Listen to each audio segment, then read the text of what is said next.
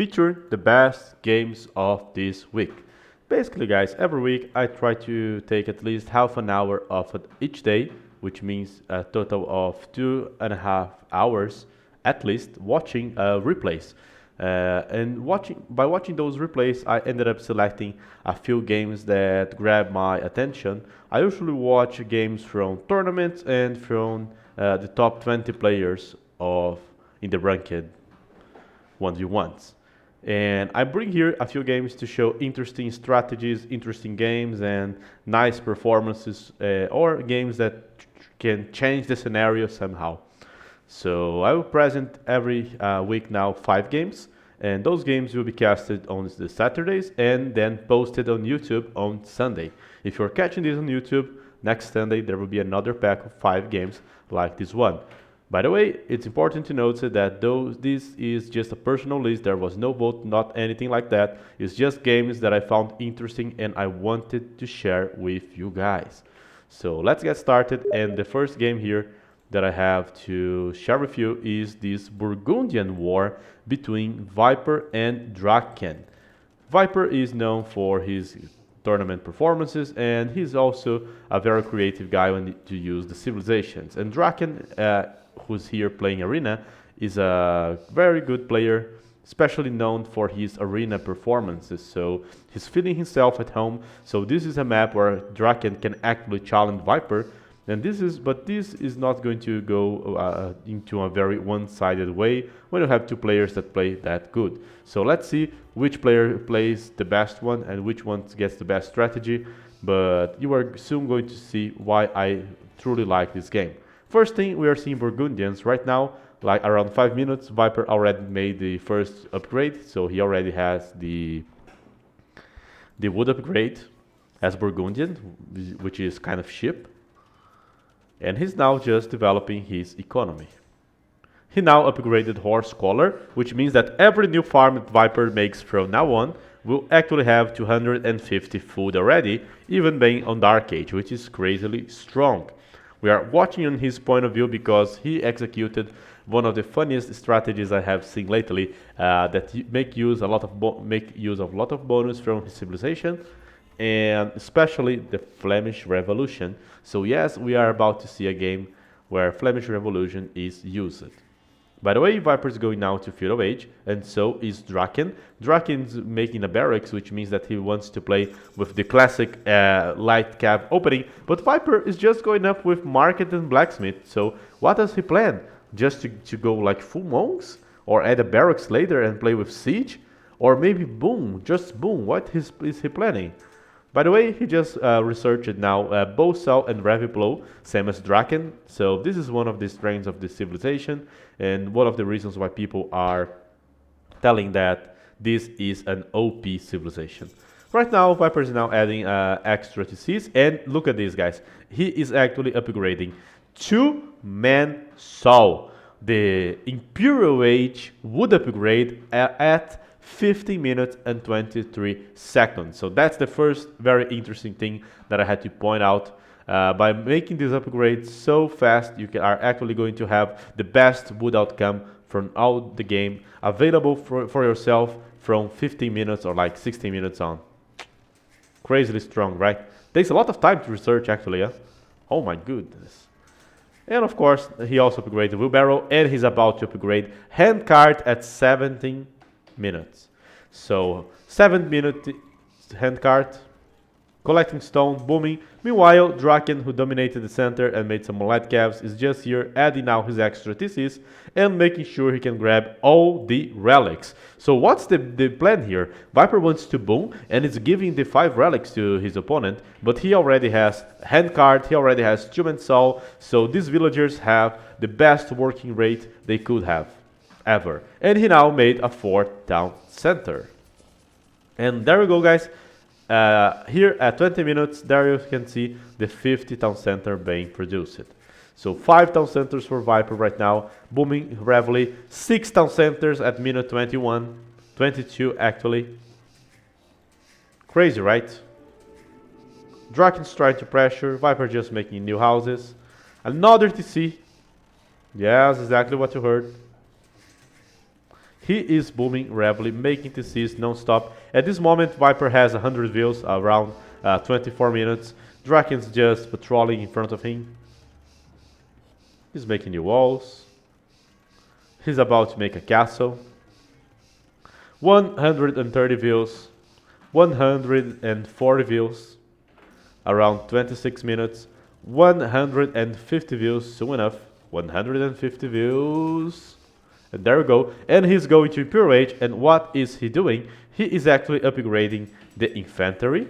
So he's upgrading both armor and attack for his infantry.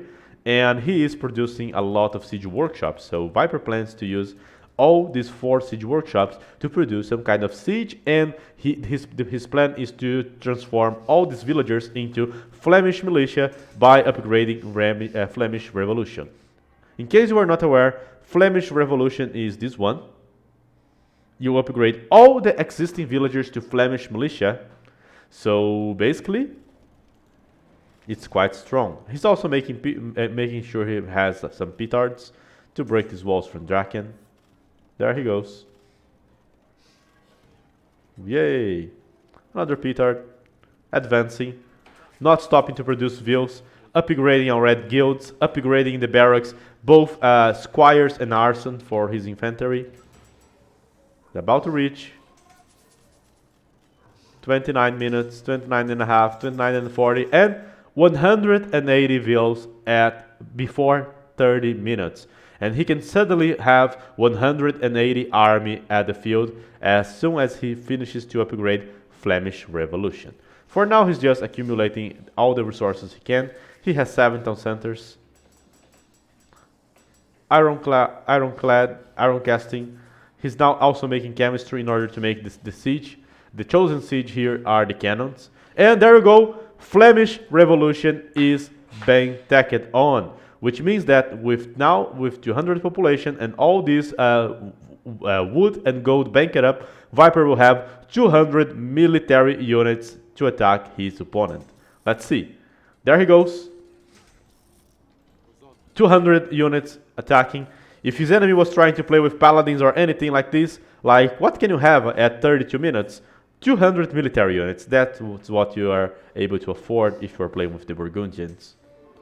Dracken knows and he's trying to defend himself. He upgraded the stone walls. Viper has a few cannons going forward already and he has a lot of cannons queued up. Meanwhile, on his TCs, he already started to produce new villagers, so as the army starts to die, he can just keep making more siege and more vills. Dracken tried to defend that by attacking into the same thing, but he also made sure he would be able to produce hand cannoneers. So right after attacking to Flemish militia, Dracken also had hand cannoneers queued up because they are an excellent counter to infantry. And there goes Viper attacking. A huge amount of units clashing. A lot of cannons being used here. The cannons are always aiming at the hand cannoneers, as you can see. So the hand cannoneers from Dracken are slowly getting their numbers down. Viper traded most of his army by now. Dracken still has 5 relics, guys. And there we go. Villager production is restarting on Viper's base. He already has 16 views. Doesn't look like much, but his opponent also might not have that much. The Flemish militia are almost over after trading on this big fight. And he's just now going to use the extra Flemish militia that he has together with all these cannons to finish the game. And this is why this is very interesting. That's actually a guide on how to properly execute a strategy involving Flemish Revolution. And I truly like it. The streak with the cannons is what makes the difference, because Dracken wouldn't have enough power to answer to that. So even after dealing with the Flemish Revolution, Viper still had all these cannons working here, and he also had all these town centers reproducing vills. So by the time his opponent managed to hold that, if he was ever able to hold, Viper would already be back to the game thanks to those vills. So that was the first game, and the reasons this is interesting is because we have a 200 villager boom into Flemish militia being used, in a competitive setting with quite some success, in a quite successful way.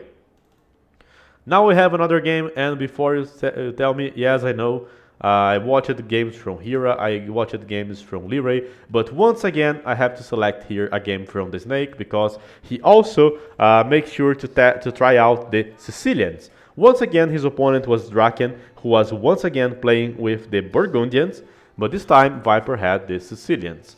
So what's the deal with the Sicilians? They actually have this building called Donjon, that can be built starting from Feudal Age. It's 50 stone more expensive than a tower. It has a wider area, and it's kind of like the tower from the Sicilians, with the difference that it can actually produce a unit. The unit produced here is the unique unit from the Sicilians, which is called the Sergeant. The Sergeant is an infantry with some heavy armor. It is a Feudal Age unit with 2 melee armor and 2 pierce armor, so it's a unit that's very hard to take down, and the Sicilian units also receive 50% less bonus damage from their counters, so that's a very resistant unit. So let's take a look on how he used that.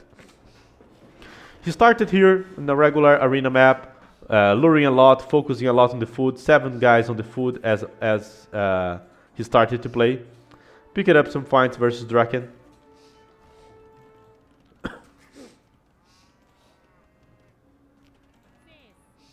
Some small scout fights. And how was he planning to use that? Is a certain Japanese versus Korean game also one of the games of the week? No, Mr. Running. That one is a clown game. It wasn't, unfortunately. Running will sure feature this list at some point, guys. He also does some crazy good games. The thing is, Running, if I started the series earlier, there would be a Burmese versus Mongol that you played versus Baba Orun in the previous week, in the previous patch. It was an excellent game. You fought with a huge civ disadvantage and was still a worth watching game. A good use of Aaron Bison monks to try and hold Mongol. And there we go, guys. It's population 21 push. Viper has 2 views on the gold, and he is sending 3 villagers forward to push his enemy. Take a look. And what he's gonna do? A donjon. So there he comes, he drops the donjon, and thanks to this donjon he can actually pressure his opponent. And take a look on Dracken's map. Dracken stone was also forward, so very lucky from Dracken, right? Very unlucky actually. He did some sergeants, and those sergeants, guys, with this armor are basically a men-at-arms with a lot of armor. He was able to start pressuring the second defense line here from Dracken. Restarted to take stone. He was also taking Dracken stone. And start to build new dungeons. Meanwhile at home, made sure he had 15 farms and was about to click to castle as well. Dracken eventually reached castle age and was able to answer that aggression by making siege. Viper tried to make another dungeon. Remember, guys, that the sergeants can also build dungeons, which is quite a unique feature for military units to actually build dungeons. So that's why it's very interesting. By the way, guys, I do not watch all the games possible, so I might actually miss a lot of games. So one thing that I would like to suggest is, if you are watching this video or this stream and you also want to suggest some games to feature in the game of the week, if you want to recommend some games, please link me the game or just upload it on my Discord, and you can access my Discord by pressing exclamation Discord on the stream. And I will link this Discord here on YouTube. So go there, go in any channel you want and just say, hey Stark, there was a pretty cool game. And I will gladly watch it because I love watching games. I'm a truly Age of Empires enthusiast. So I will obviously have a lot of fun with that. Viper made 2 dungeons, and once he was in Castle Age, the dungeons receive extra HP, much like the towers. They also have the same range as the towers, and it's very hard to take down 2 dungeons like that. So Dracken had to retreat a bit, and he would only try to play later on during Imperial Age. So Viper controls the map, but Dracken is ahead and he's already attacking up to Imperial Age, where he will be able to play with cannons, he will be able to play with hand cannoneers. He's Burgundian, so he can also do the Flemish Revolution if he wants to. And Viper was just there, trying to get some more space, trying to make to pressure with some mangonels, dropping a forward castle here to force Dracken to get even way back. And right now, guys, at this point, I think that Viper had an absolute advantage, because if you stop to think, he just took away from Dracken all his 3 golds. His main gold is unreachable because of the castle. The secondary gold is also here, and the third one is there. So Dracken had a very bad situation here. But he was on Imperial Age and making chemistry. So the thing is, with a few cannons, Dracken is able to make a comeback on this game. Let's switch now to Dracken's view, so we can exploit that a bit more. He has only 2 TCs booming, so he has less villagers than Viper, who's already surpassing him in the boom, but he's already making bombard cannons. There we go. So Dracken is now attacking Viper's castle. He's trying to buy more time by repairing the castle, but Dracken will just keep adding extra bombard cannons, and the damage output will eventually be enough to take down the castle. Alright, so finally the castle is down. Dracken now has 3 cannons and a big group of hand cannoneers, and with these hand cannoneers together with the cannons, he's now able to take back the control of the game. But there we go!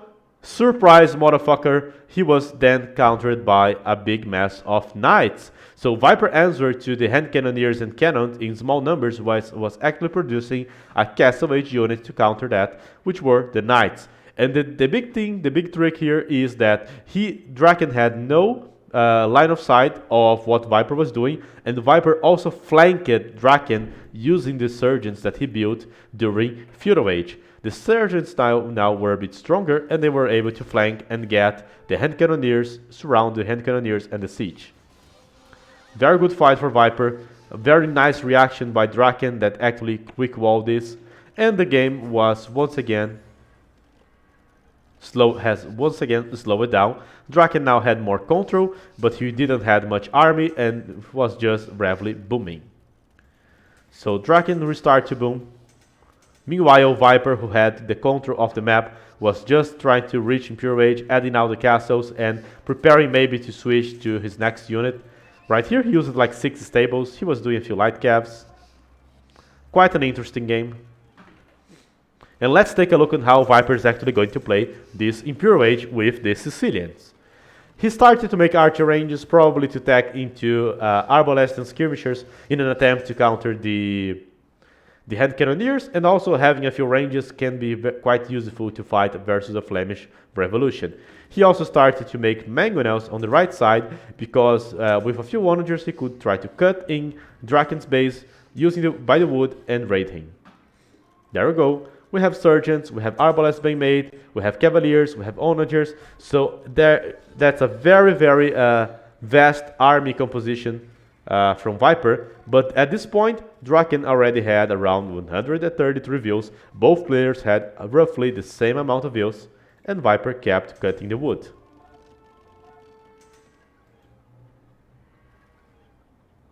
He waited a bit, sent extra cavalry here to join his push. He was about to take the attention of Dracken with only 1 trebuchet. He knew that he wouldn't be able to take down this castle. But the thing here, and why I think this is a great play, is he takes the attention from Dracken by just starting with to attack his castle with 1 trebuchet. Take a look.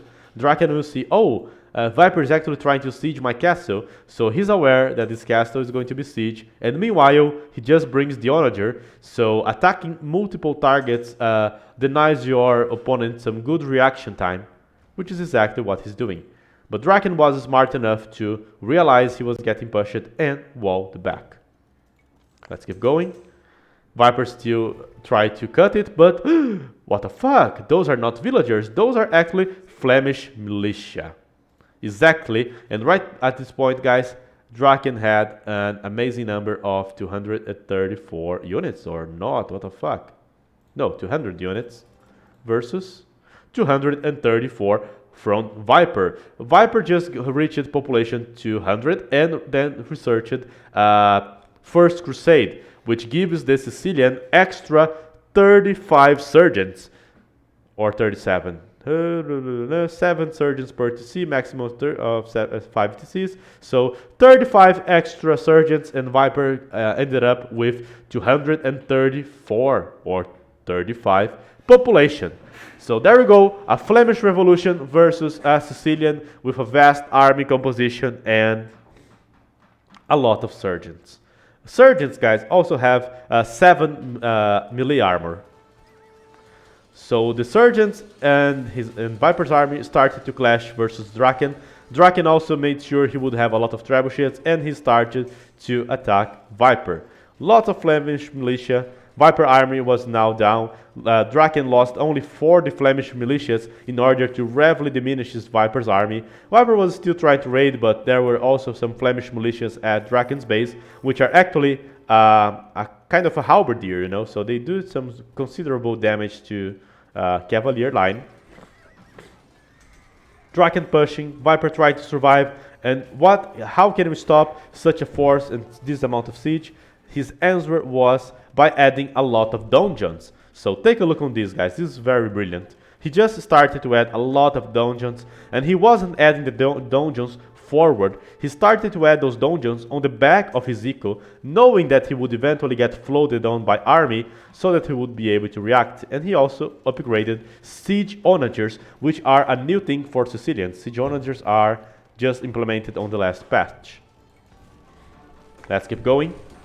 So we had Dracken still pushing, giving back what Viper did to him with lots of cannons, now getting all the 5 relics out of Viper's monastery, and Viper was trying to defend using both siege onagers and elite surgeons. So surgeons versus Flemish militia, second round, a lot of extra melee armor for the surgeons, and now together with some siege onagers, he could eventually try to snipe off Dracken's siege, which was what he tried to do. Well, took a few cannons and was just trying to buy himself some time, fighting closer to the dungeons, and each dungeon was producing all the sergeants he could. So siege onagers and surgeons to stop a Flemish revolution. The outcome honestly doesn't even matter so much. Both strategies are just amazing, and we can see that those are some very valid options from the new civs. Dracken tried to keep the distance, bring all the views he could to make a forward castle. Viper trying to defend, even started to add new stables, more siege onagers. And at this point, the Flemish revolution is actually getting weak. Dracken is trying to steal the relics because they are quite useful for the Sicilians. But Viper was able to stop the aggression and keep his economy safe. Once again, surgeons and siege onagers taking on the best fights. Dracken trying to clean out the dungeons using his traps, and Viper just trying to outproduce the armies here and kill, and by winning the game with a few light cavs and a few ranged units, arbalests in the case. And that was basically it. By applying a constant pressure here later with light cavs on both sides, he was able to pressure Dracken's economy enough to kill him, while defending and buying time using dungeons and siege. So that was the second game I had to show you. Honestly, from the list of 5 games, that one was my favorite. I love to see how strong Sicilians can be, the tricks you can use, like researching First Crusade after you have 200 population and going up to 235, so a lot of new things to see. But I think that Dracken went quite well, and he could have even won the map, maybe if he was a bit more careful here and have done a better advance here with his cannons. Who knows? Let's go to the third game. And this third game is also quite interesting.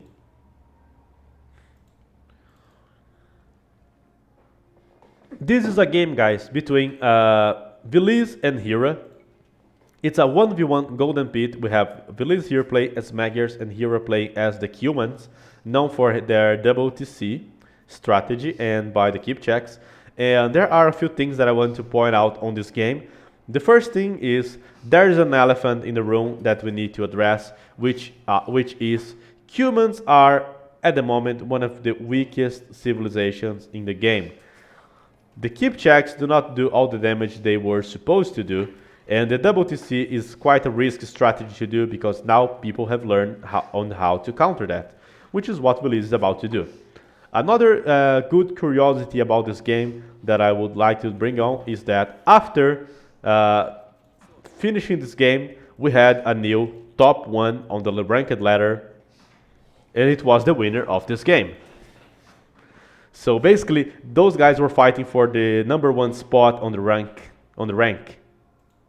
which is quite nice. So Villese is just performing a population 20 scouts, trying to attack Hera, and what happens here is quite interesting. He knows that both gods of Hera are forward, so he might target them.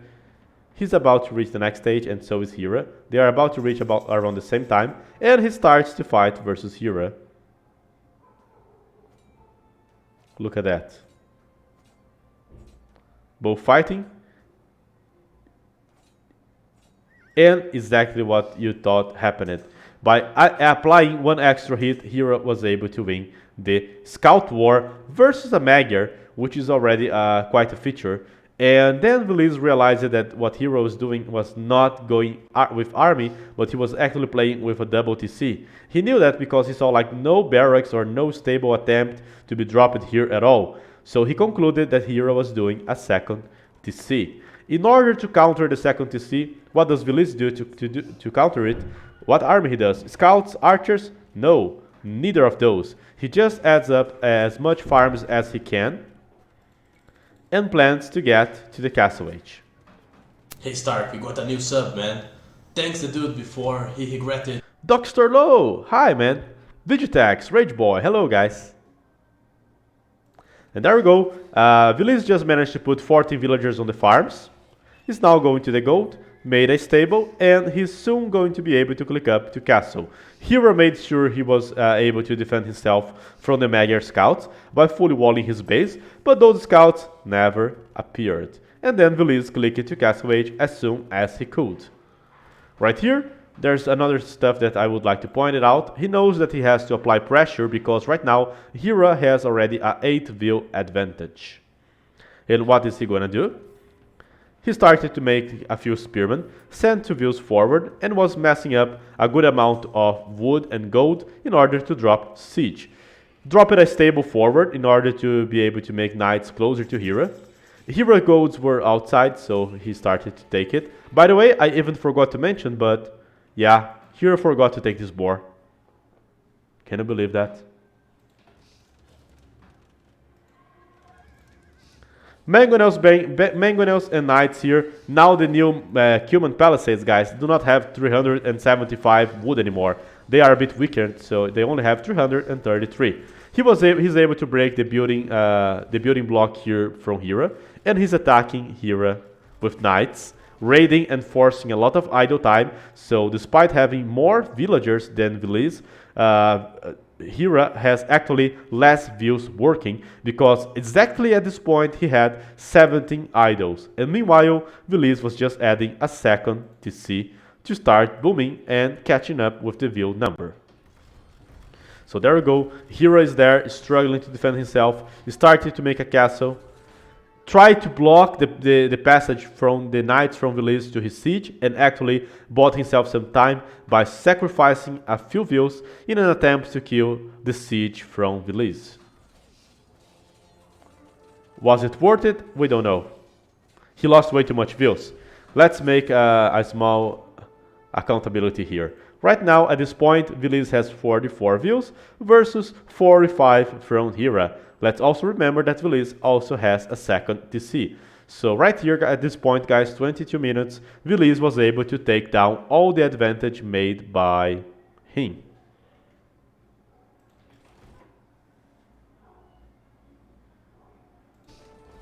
There we go. And then Hero started to make keep checks, guys. And this is where things start to get interesting. Keep checks are not so great anymore. They only have 40 HP, so they are not so strong. They fall down with very few hits here from the knights. And they were not applying so much damage. Look how much time Hera has to keep firing at Villese, targeting a single knight in order to take it down. And he does have the Bodkin arrow, so keep checks are essentially too weak at this point, guys. Look at this. The spearman basically killed that, and Hera lost like almost all the views he had around here until he was able to kill the knight. The knight's still alive, so how much damage this unit applies? Honestly, not enough. Villese kept pressuring and kept using knights, now had a 30C together with Hera, and he had the villager advantage thanks to these moves. So from this point on, the one giving the calls and the one leading the game is Villese. The keep checks are a joke, guys.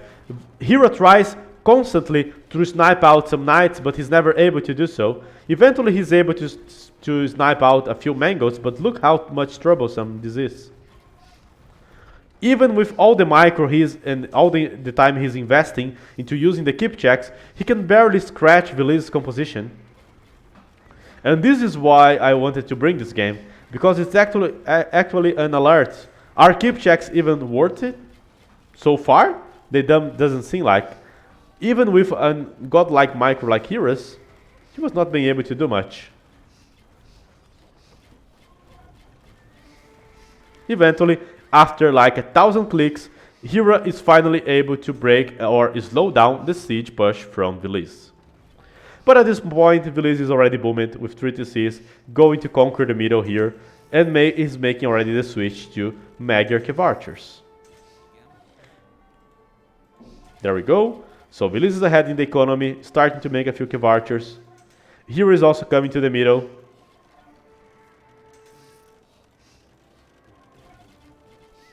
He has bloodlines upgraded for his keep checks, so they have 60 HP now.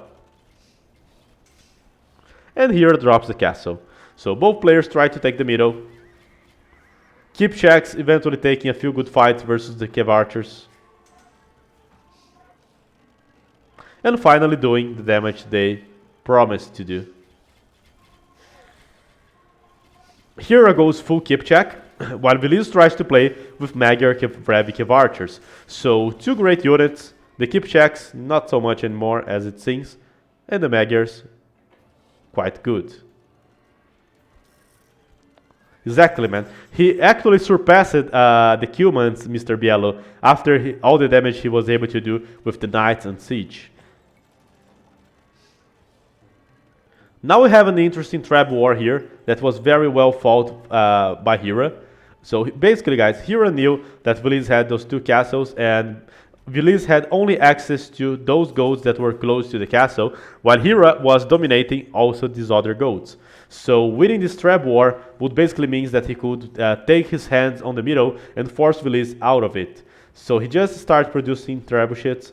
He had like 4 trebuchets firing before Villese could even answer to that. And that, in my opinion, was a very well fought trap war. There was not even a trap war. Villese had no reaction here. Crazy, right? And after this trap war, Hera was ready to keep pushing and take Villese out of the center.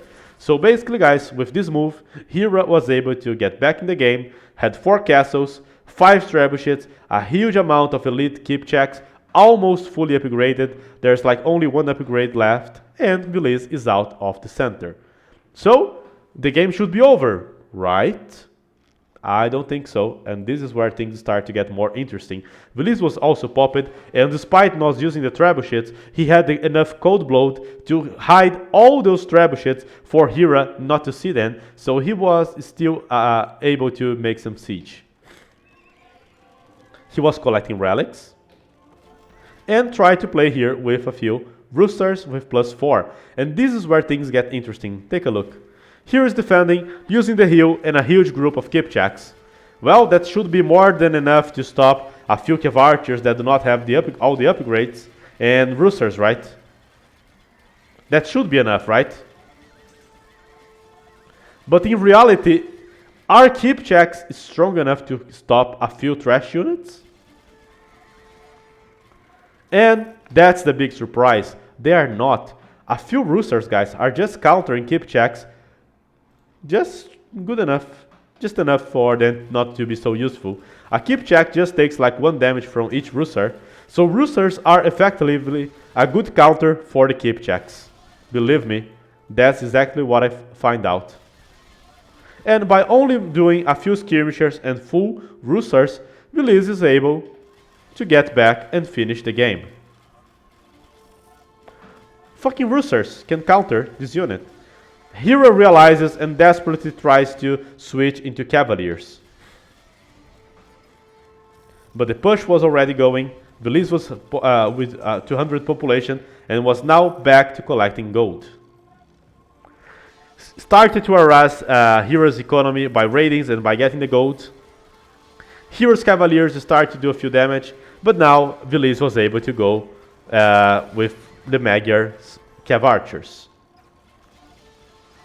The recurve bow cav archers from the Magyars, doing a total of 13 HP versus the Kipchaks that were suffering to kill a few roosters.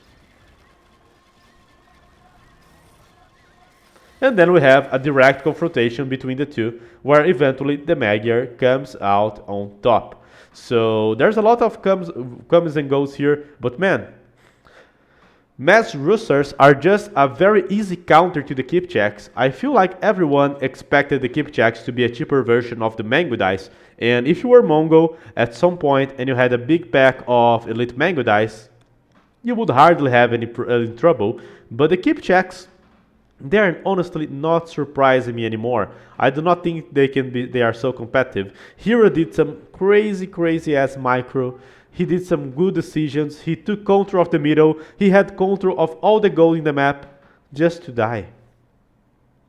So that's why I bring it up this game. By the way, let's congratulate Villese, because after winning this game, he reached the rank of number 1. Thank you fucking host, man.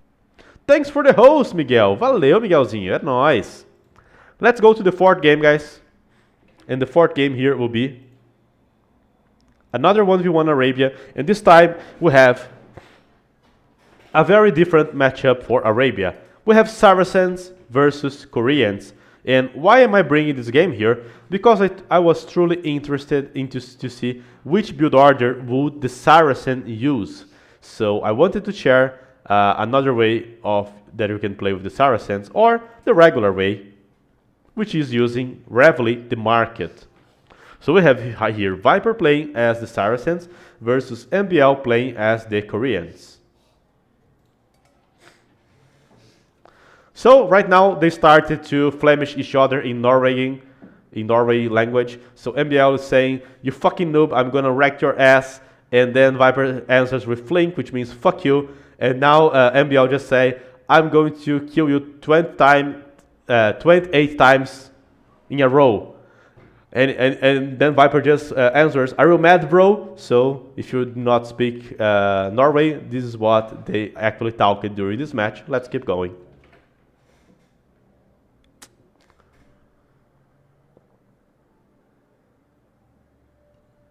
Now, to be very honest, guys, I don't know how, but I actually got what they said in Norway here.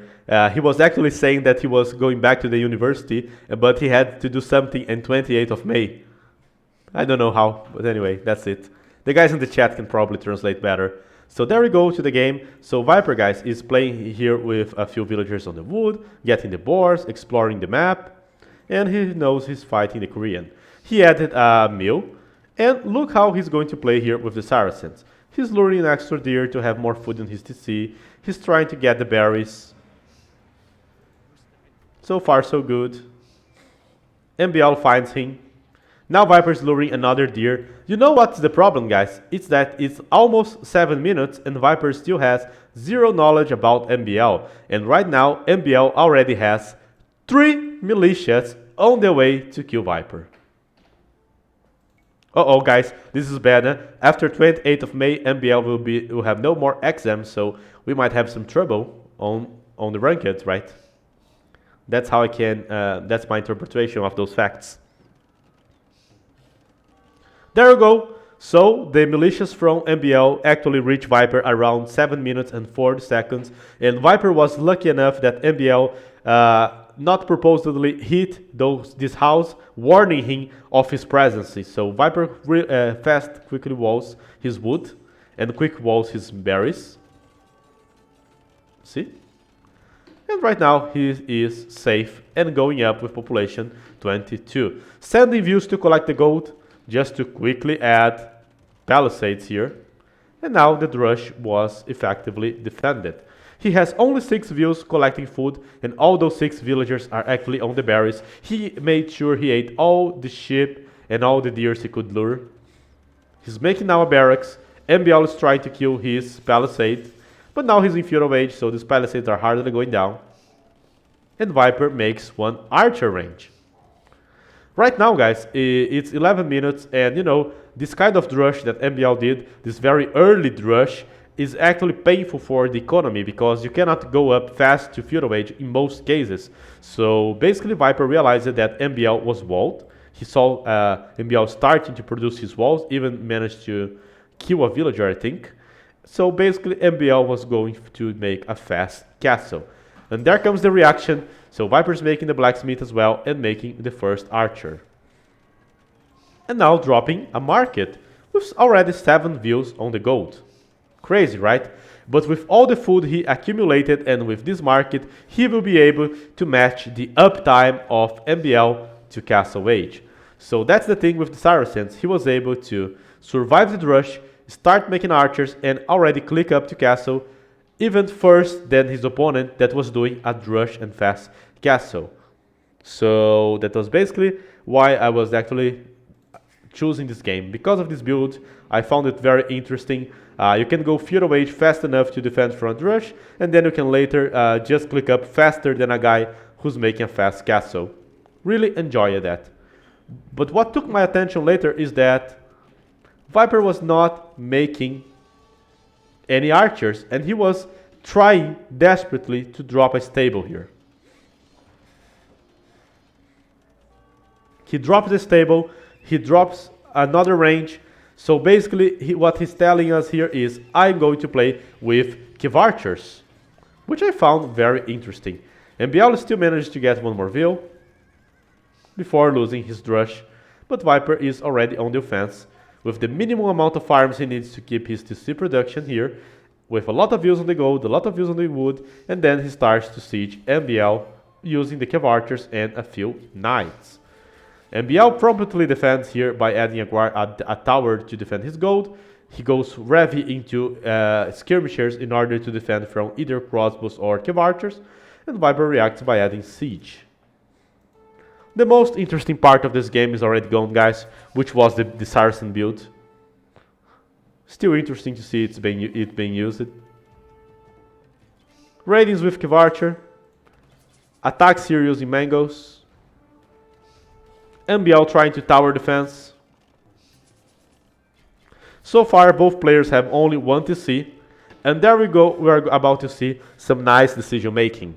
So, Viper started with the Cav archers, then he switched down to siege in order to pressure his enemy TC. And now, guys, MBL is reacting by adding a lot of Korean towers, because the guard towers are actually a good tool to defend from mangonel push.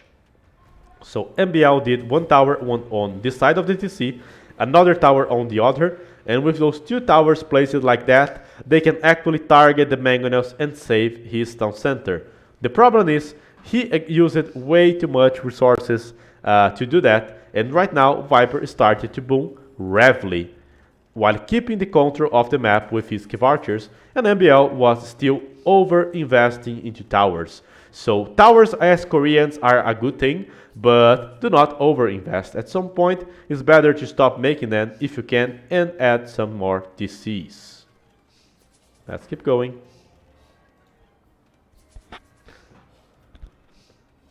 Eventually, MBL makes sure that his base is fully safe. Viper just keeps booming.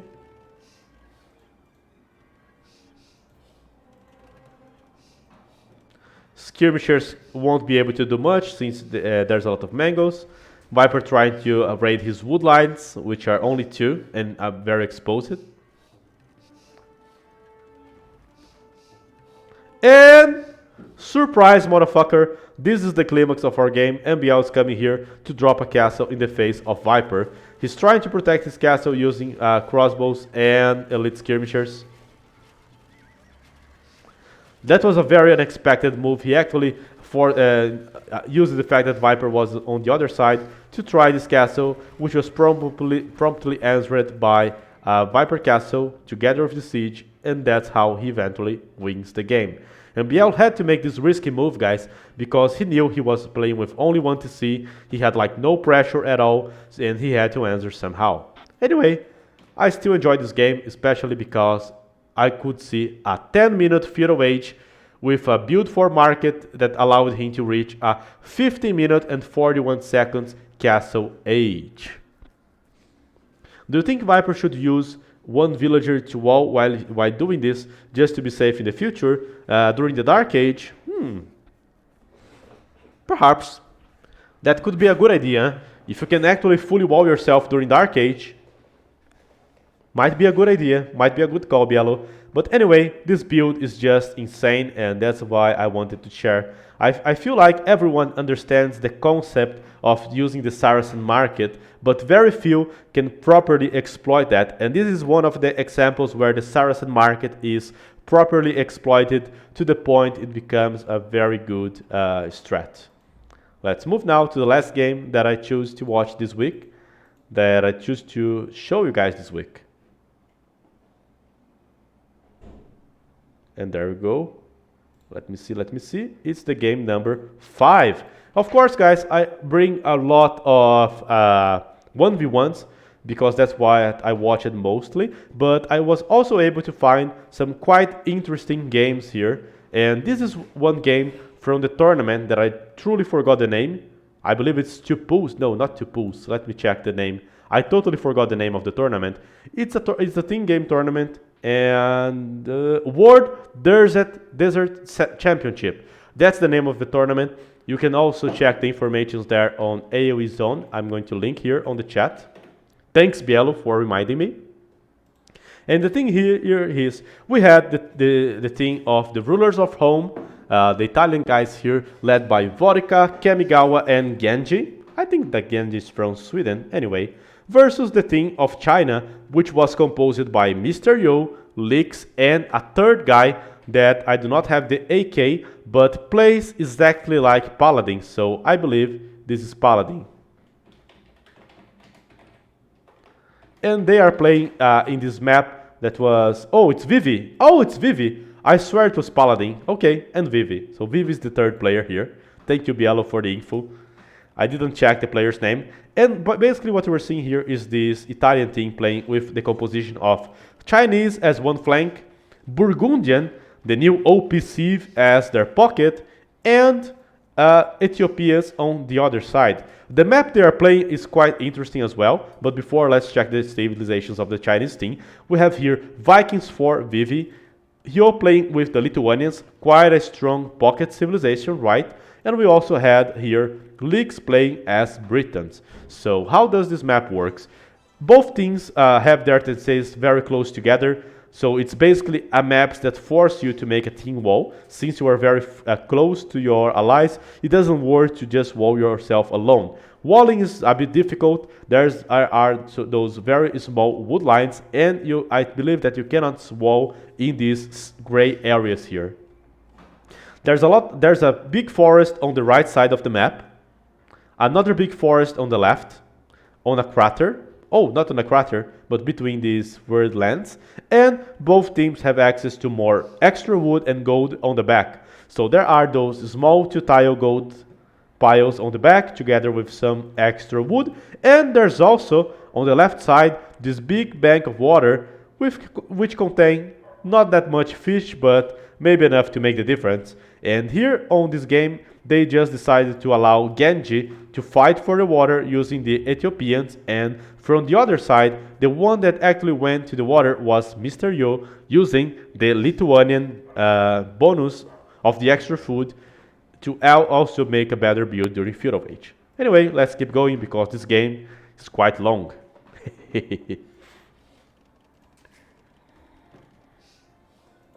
So basically we had one cavalry civ and two archer civs for each team. We had Chinese and Ethiopians versus Vikings and Britons. We can see here that Vivi was walling the right side of the map. Yo walled the front of his base. And Lix was walling the left towards the sea. So that was the team wall of the China guys. 2 ranges for Britain and also 2 ranges for the Viking, if I'm not mistaken. There we go. So 4 ranges producing archers already. And yo guys, look how interesting that build was. Using his excellent food from the fish and the fact that he was Lithuanian, actually dropped already 2 stables. So that was another thing that I found very interesting. A pocket using a double stable in order to produce scouts very fast in the early game. Of course, he wouldn't be able to keep those 2 stables working forever because at some point he would lack some wood. But right now it's like 12 minutes and a half and he already has 5 scouts and he can just keep up with his enemy production by going heavy into scouts. So double stable scouts for the pocket, quite something to watch. And in the other side, we can see Genji here going for a lot of galleys. The distance between his docks and the enemy docks is huge. So he knows that he has enough time to produce the galleys and also using some fish for himself. So the thing is, Genji is not producing any archers so far. Yo is attacking here with a huge amount of scouts. His enemy is Burgundian, which means that he has no access to blow lines, so fighting on the feudal age might be a challenge for Kamigawa. And there goes the guys pressuring. Genji was forced to make a tower. They were just studying each other. We have some small engages here, but here we can see the difference of Yo's build versus Kamigawa. Kamigawa only had the armor upgrade, while Yo had both armor, bloodlines, and attack. So those are fully upgraded scouts from Mr. Yo. Very different approach, and he was now producing scouts from both stables to play in a very, very aggressive way. Even without the fish that he eventually lost, he now had enough farms to support a WTC. They tried hard to join the base. Enemies kept walling the most they could. Lix doing a 20-minute uptime after going for double range. Extra towers for the rulers of home. 3 archer ranges already for Mr. Vodka. Constant pressure being applied by double crossbows and 1 guy on the feudal age. And here's, guys, one of the details of this game that actually got my attention. That's a good example on how to play with Lithuanians in your team composition. On this map, for example, all the relics were in the center. So basically we had no relics on the back of the map. No relics, of course, in the river. So the only place for the relics to be was in the center. We can see one here closer to Lix, another in front of Yo, another here closer to Genji, and there are others, one here close to the river, another one here on the right side of Vodka, but mostly the relics were distributed in the center. So by keeping this aggressive stance, Yo actually has access to go and take each one of the relics. And this is the kind of thing you need to think when you have Lithuanian.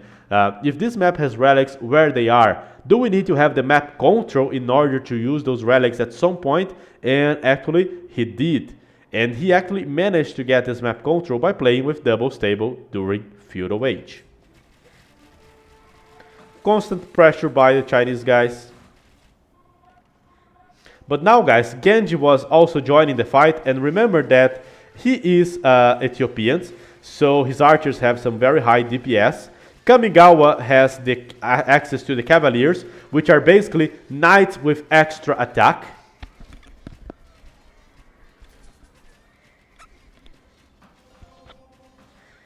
And Genji also had access to the fish, which he was extensively using in order to make his eco strong. Look at the amount of fishing ships here, all around the map. So they were able to pick some good fights versus the Chinese guys and turn back this game. At this moment, Yo was already taking on some relics, so he would soon be able to match the Burgundian Cavaliers. A Lithuanian with 2 relics has the same strength as a Cavalier from the Burgundians, which is quite interesting. And there he came. They tried to pressure Lix, who tried his best to defend. 4 ranges for Lix, guys. I also want to point out that Lix likes to play this style where he stays 1TC for a longer period of time than the others in order to produce archers from most ranges he can. Genji was already on his way to Imperial Age at this point, and Vivi was about to click up as well, if I'm not mistaken. No? Okay, my bad. Oh no, he is. So Vivi with the Vikings also matching Genji's time. Some rapid fights going on. Mr. Yo couldn't get all the relics, he was denied.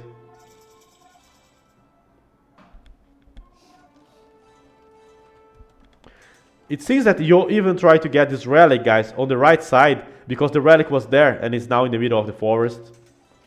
Vodka started to dominate the right wood. Genji started to dominate the left wood, so the rulers of Rome started to dominate both left and right sides of the map, while still pressuring using the cavaliers from the Burgundians. Vodka was also on Imperial Age now, so you had both Chinese and Ethiopians both on Imperial Age. Some huge fights breaking in here. Lix tried to actually pick it a very good fight here, considering he was still on Castle Age, using his range. Yo started to get pressured heavily. Lot of archers for both sides. And this dominance from the ruler of Rome on the woods of the flank. At this point, game seemed to be in a very bad position for the Chinese guys, but Vivi basically fought a 1 versus 3 fight here, with mass amount of arbalests, and fighting 1 versus 3 actually gave his team enough time to get back to the game. So very well played by Vivi, which I thought was Paladin. Yeah, the point with Genji, someone commented, Bielo commented that he won the water. There was actually no contest, right? Only 1 dock from Yo, so there's also that. Let's also move here. At this point, guys, Mr. Yo had 2 relics, so he had 10 plus 4 knights. Vivi was trying to defend his team. Lix was also Imperial Age now. Vodka developing to the right side, Genji to the left.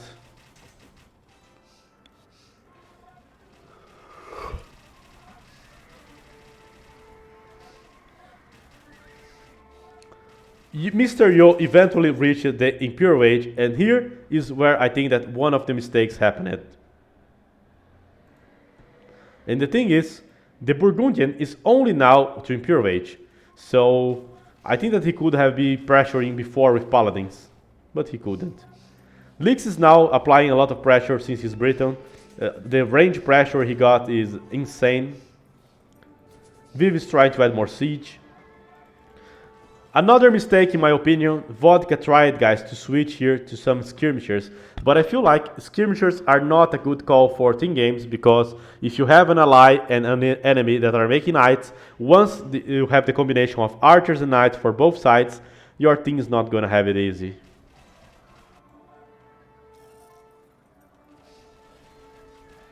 They started to harass Vodka on the right side, but he was still trying to take control of the center, of the right side. Genji was still taking this control. Both teams started to trade at this point. The Chinese team was already trading heavily, guys, and I think that this was huge. Both Vivi and Yo were already trading heavily around 47, while rulers of Rome were basically starting to trade. And Vivi eventually managed to get his arbalest here to the right corner of the map, and was able to check that there was basically no trade going on. Exactly. We had some Burgundian paladins here, but at this point, Yo is starting to like the game because once he upgraded the paladins, and since he has the relics, he's going to have 12 plus 7, even 12 plus 8 if you got another relic, paladins. So the lack or delayed trade for rulers of home started to cost this game eventually. Very well played by the Chinese guys. Look at Vivi's defense, guys. A full layer of stone wall, also making the skirmishers, which I do not recommend. A lot of paladins by Mr. Yo, and at this point, I realized that there was no weapon capable of fighting versus the Lithuanian paladins from Mr. Yo. So right now, whenever Yo goes, he's gonna be able to decide this game. And the biggest difference, the trade. Genji actually tried to get the trade using his boats. But he wasn't able to do that because Lix was able to defend his teammates using fire ship, fast fires actually. Even the sneak attack was denied by some guard towers. And right there, once Viv started to making more runs and Yo supplying his teammates with 12, 14 plus 8 paladins, Lithuanians were actually able to do the trick and surpass the Burgundians.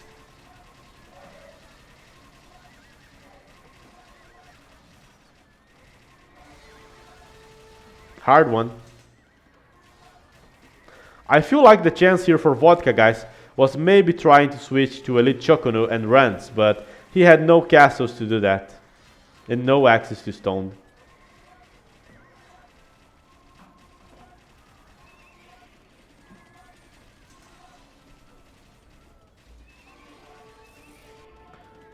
Lix started to contest the right side, together with Mr. Yo.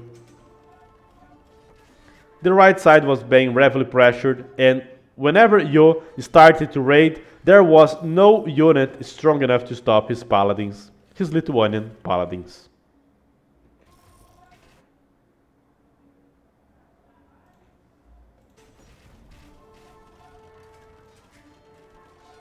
There you go.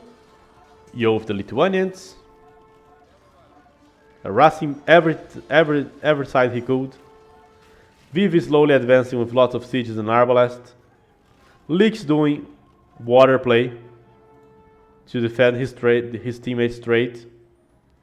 And that was basically the end of the game. So a lot of interesting things here. It was a very well played game by China and also by rulers of home. Game was decided in the end, and I think that the biggest variation, guys, the biggest variation right there was the amount of trade the Chinese team was able to get because they started the trade early.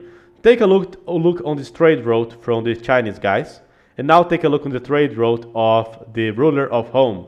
How many trade cards can you count in one screen? 1, 2, 3, 4, 5, 6, 7, 8, 9. In the best screen possible, maybe around 9. Now take a look on the trade of the Chinese guys. In one screen you have 1, 2, 3, 4, 5, 6, 7, 8, 9, 10, more than 20 trade cards, which was basically what gave them the one. Let's take a small analysis on the statistics. Technology-wise, we had this crazy uptime of 31 minutes by Genji, followed by a 33-minute upgrade by Vodka, and a 32 from Vivi. Lix was a bit slower. Both pockets were slower with more than 40 minutes uptimes. But if you go to the economy, take a look, guys, on the trade profit of both teams. We had here Vivi with 13,000 gold. We had Mr. Yo with around 12,000 gold. As for the other team, we had like Kamigawa with like around 5,000 and was the top trader of his team. So this is the thing here. It doesn't matter how well you play, unless you set up a good trade route, you are still going to lose these games. I know that there was all the relics for the Lithuanian stuff and so on, but in the end, guys, Kamigawa was mostly trying to stop paladins from the Lithuanian using roosters from the Burgundians that have no access to bloodlines. So this is no better than a regular rooster from, let's say, the Ethiopians, which are obviously not a good cavalry civ. So not setting up the trade early on ended up costing the game for those boys. Hope you guys have enjoyed it. Those were the games of the week. Every week I'm going to come here and comment 5 games that I found more interesting. And let's do this Discord stuff now. If you find an interesting game and you want to recommend one to me, just go to my Discord, type which game it is. If you can provide the record game, even better, it can save me some time. And if I judge that this game is worth watching, we are going to watch it here in the top 5 games of this week. Kisses guys, that was it for today. I actually have to go, so I'll be stopping this streaming. Let me just host someone. Someone. Let me see who I'm going to host. I guess, guys, that I'm going to host Mr. Feud.